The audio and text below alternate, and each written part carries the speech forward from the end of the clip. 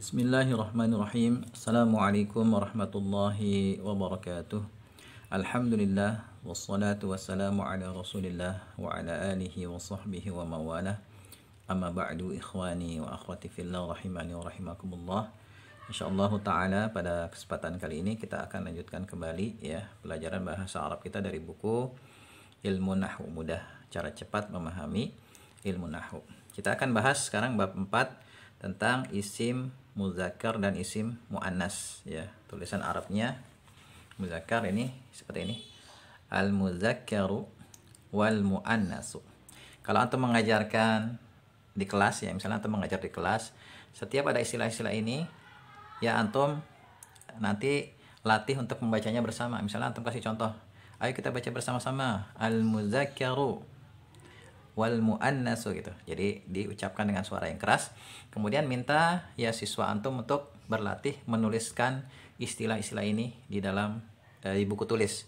Ya, berlatih kalau bisa sebanyak mungkin ya satu baris al muzakkaru al muzakkaru al muzakkaru supaya terbiasa. Ya, pembahasan kita sekarang tentang ya isim muzakkar dan isim muannas ya. Isim ditinjau dari jenisnya ya. Jadi isim ditinjau dari jenisnya terbagi menjadi dua. Ada yang namanya isim al-muzakkaru, ya isim yang berjenis laki-laki. Yang kedua isim al-muannasu, isim yang berjenis wanita. Ya. Jadi isim berdasarkan jenisnya itu dibagi menjadi dua, isim muzakkar dan isim muannas. Bagaimana cara membedakannya? Ya, cara membedakannya adalah dengan kita ya menjadikan isim muannas sebagai patokan. Ya, jadi kita kenali ciri-ciri isim muannas. Ya, kenali ciri-ciri isim muannas. Maka dengan begitu kita akan bisa mengenali isim yang muzakkar. Jadi selain isim yang muannas, kita katakan saja dia sebagai isim muzakkar. Ya. Menurut orang Arab, yang termasuk isim muannas adalah sebagai berikut. Yang pertama, manusia atau hewan yang berjenis kelamin wanita. Ya, seperti di sini Zainabu, ya, Maryamu, Imra'atun. Imra'atun artinya seorang wanita. Bintun, anak wanita. Baqaratun, sapi betina. Naqatun, onta betina. Nah, ini semuanya ini termasuk isim muannas karena ya berjenis kelamin wanita. Ini berlaku untuk manusia dan hewan. Kemudian yang kedua, ya yang termasuk isim muannas menurut orang Arab adalah isim yang berakhiran tak marbutah. Ya, jadi tulisannya itu berakhiran tak marbutah. Misalnya mimsahatun, penghapus. Maktabatun, perpustakaan. Jawalatun, sepeda motor. Sayyaratun, mobil. Antum perhatikan di situ, ya isim-isim ini akhirannya tak marbutah. Maka dia kita kelompokkan ke dalam kelompok isim muannas. Ya. Dan ini berlaku secara umum, enggak hanya untuk manusia dan hewan. Berlaku umum, ya termasuk untuk benda mati ya. Seperti misalnya apa di sini? Mimsahatun, maktab. Ini semuanya kan benda mati ya. Nah, ini kita katakan dia berjenis muannas perempuan. Ya, tahu dari mana? Dari tulisannya ada tak marbutah di akhirnya. Nah, ini dua isim muannas yang harus kita hafal. Jadi, selain dua ini kita anggap dia muzakkar. Ini untuk pemula ya. Sebab nanti pembahasan isim muannas itu ada panjang lagi ya rinciannya di kitab tingkat lanjutan. Untuk pemula ya supaya terasa mudah, antum cukup hafalkan dua isim muannas ini. Jadi selain dua ini kita katakan dia sebagai isim muzakkar. Ya, gampangnya seperti itu. Kemudian di sini ada catatan penting ya. Yang pertama, selain isim muannas bisa digolongkan ke dalam isim muzakkar. Jadi selain dua isim muannas tadi yang disebutkan, maka kita katakan dia sebagai isim muzakkar ya. Misalnya apa? Masjidun. Ya, misalnya masjidun.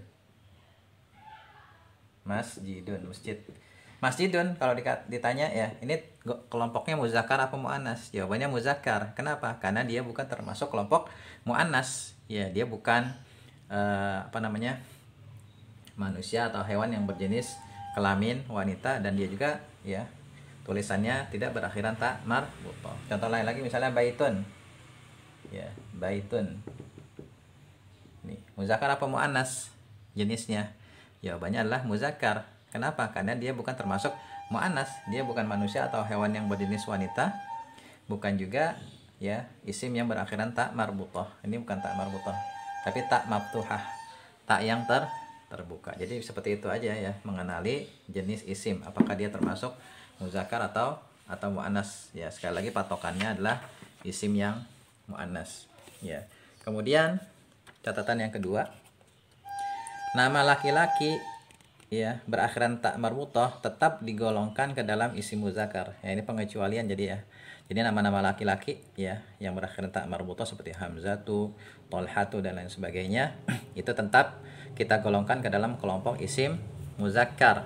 Ya, ini pengecualian.